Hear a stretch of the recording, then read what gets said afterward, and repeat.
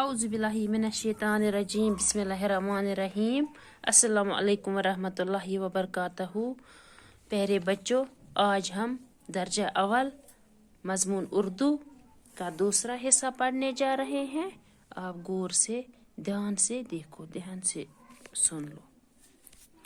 कल हमने हुरूफ तहजीब पढ़ा, आज हम अब रिवीजन कर रहे हैं। एक बार पढ़ा है, फिर से पढ़ रहे हैं।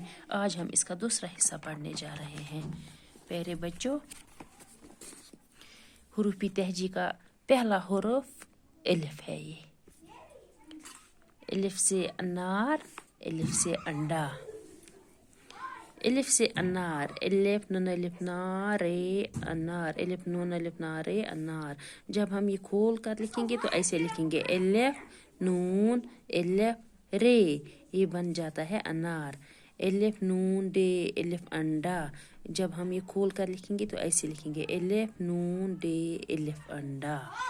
अलिफ से अनार, अलिफ से अंडा। अनार मतलब पोमेग्रेनेट, यानी कि जिसको कश्मीरी में हम दान कहते हैं, अनार को दान। अलिफ से अंडा, कश्मीरी में अंडे को हम ठूल कहते हैं, इंग्लिश में एग, मतलब अंडा को ठूल। अलिफ से बोलेंगे अनार और करेंगे सबसे प्यार, मिलकर अंडा खाएंगे, गीत खुशी के गाएंगे। अलिफ से बोलेंगे अनार और करेंगे सबसे प्यार, मिलकर अंडा खाएंगे, गीत खुशी के गाएंगे। ये आपको ज़बानी याद करना है। अलिफ से बोलेंगे अनार, इसका मतलब ये हुआ है कि अलिफ से हम अनार बोलते हैं।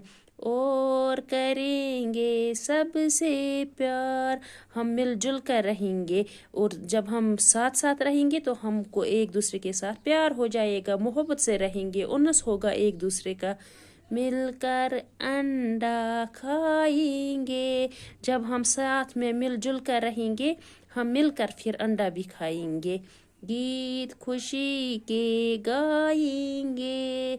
जब बच्चे मिलजुल कर रहते हैं, खेलते हैं, फिर वो खेलते हैं, नाचते हैं, गाते हैं। अलिफ से बोलेंगे अनार और करेंगे सबसे प्यार, मिलकर अंडा खाएंगे, गीत खुशी के गाएंगे। बाकी वस्सलाम।